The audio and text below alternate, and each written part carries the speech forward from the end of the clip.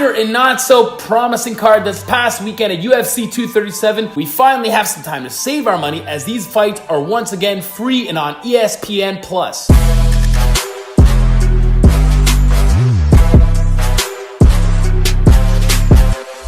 Why I bring that up is because this card, while it may not have the most of household names, it just goes to show, especially after watching UFC 237, these big household name fighters on a card does not promise for high action pack. The fighters that you want to see are the ones that haven't really established their name yet in the organization and are trying to prove themselves. Those are always promising fights to bring out entertainment, which could come to big finishes or amazing back and forth fights to decisions even so. We're going to start off with the first fight that I want to talk about. We're talking about Vicente Luque. He is going up against longtime welterweight fighter in Neil Magny.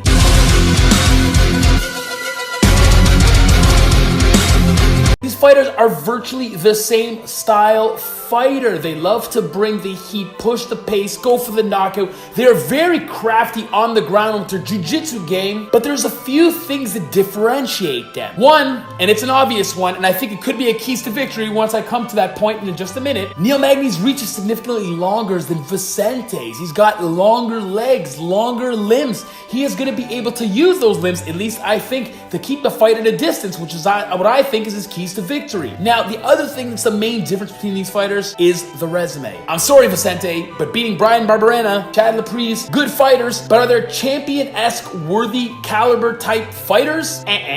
Whereas when we looked at Neil Magny is coming off a devastating loss, but to a top-tier future title contender, I think, in the welterweight division, and we're talking about Santiago Ponzinibbio. But he's beat Carlos Condit, Hector Lombard, and of course my favorite middleweight of all time, well, of currently, Kelvin Gastelum. He's always fought the best of the division. He just could not keep that consistent win streak alive to break through the top 5 and eventually make it to that title contention shot. This also isn't going to be that fight that's going to get you there, but mark my words, you can't get there without winning this fight. I do think you really need to get this W to make yourself still relevant, Neil Magny. We've seen Vicente. He's an absolute brawler, which once again leave him for openings where sometimes these sluggers like Vicente, they throw those big bombs, and while throwing those big bombs, they're forgetting that the other hand is being dropped, exposing yourself to an attack from someone who's long and crafty like Neil Magny.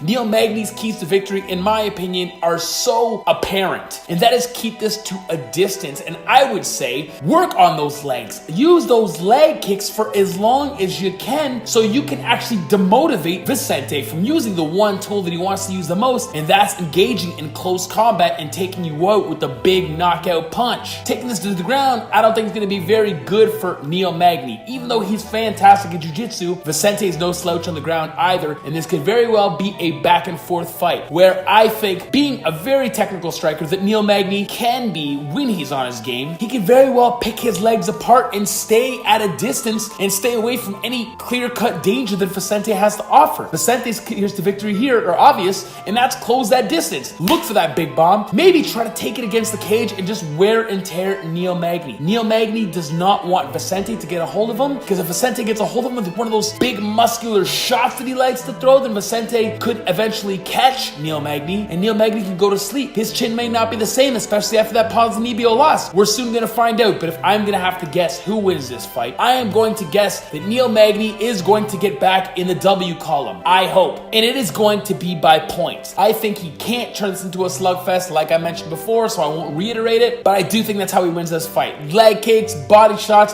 keeping at bay, and hopefully getting the nod from all of the judges giving you that decision victory. Now, when we go to the next fight, we have the previous lightweight UFC champion of the world, Rafael dos Anjos, and he is going up against previous lightweight top contender in Kevin Lee.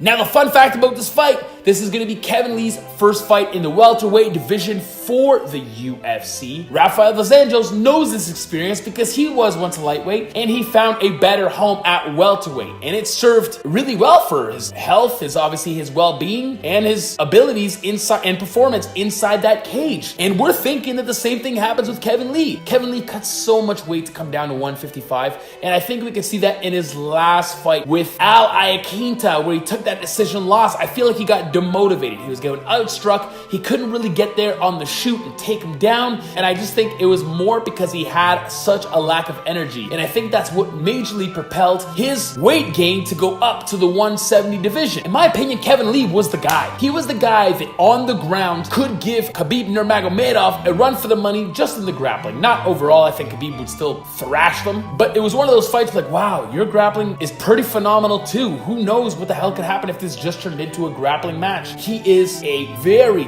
dominant wrestler, and that is something that scares me because Rafael dos Anjos doesn't do great against top-tier wrestlers. Look at that match against Colby Covington. Owned the whole fight. Look at the match against Kamaru Usman. Owned the whole fight. And I think it's clear, and I think we can just throw down right away that the keys to victory, for me, is very, very simple. Rafael wants to stay away from the ground. He wants to keep it standing at a striking match. Even though Kevin Lee is great with his hands, I think that Rafael dos Anjos has far more tools in his kit. Boxing isn't so bad either. But Kevin Lee's game plan for sure is apparent, and that's get a hold of him, take him to the ground. He knows that that is his kryptonite, and that is being on his back, even though he's a Brazilian Jiu-Jitsu black belt. But when you go up against a wrestler, some of that talent on the ground is negated by the pressure and the confidence and the strength of a wrestler being on top of you inside your closed guard. I don't want to say this because I do love Rafael dos Anjos, but I think this is going to be another L on his record. If I'm going to call it, I think Kevin Lee is going to find a way to get into that distance and, of course, get back into the win column. That's going to be playing in the back of his mind as well. And he's going to be watching those tapes of Colby and Kamaru and what they did to Rafael dos Anjos, and that is put the pressure on. Don't give him any space to breathe. And I think Kevin Lee has the wrestling ability and the fight IQ to be able to get inside of Rafael's reach, take it to the ground, and just beat him up for probably the full 5 rounds. I don't think that Rafael dos Anjos is going to be able to stop these takedowns if Kevin Lee can get a hold of him. Obviously, the game plan for Rafael dos Anjos is to keep him at bay, keep that distance, but like I said, I just don't think it's going to work. I think Kevin Lee's got this via unanimous decision. And that is my predictions. Once again, thank you so much for watching another Wednesday. You know I love y'all, so I don't have to say it again, but guess what? I love all of you, all of this, all of what's happening. Do you like my new shirt? It is fresh, just like me. I love you guys. Don't forget to hit the like or dislike button. Doesn't matter. Leave a comment, both positive or negative, but the only thing that's really essential here is you hit the notification bell and you press subscribe because it's so lit to watch all my videos all the time, and this way you're notified whenever I release a video. For real. Love you guys, and we're going to see you next week. Peace.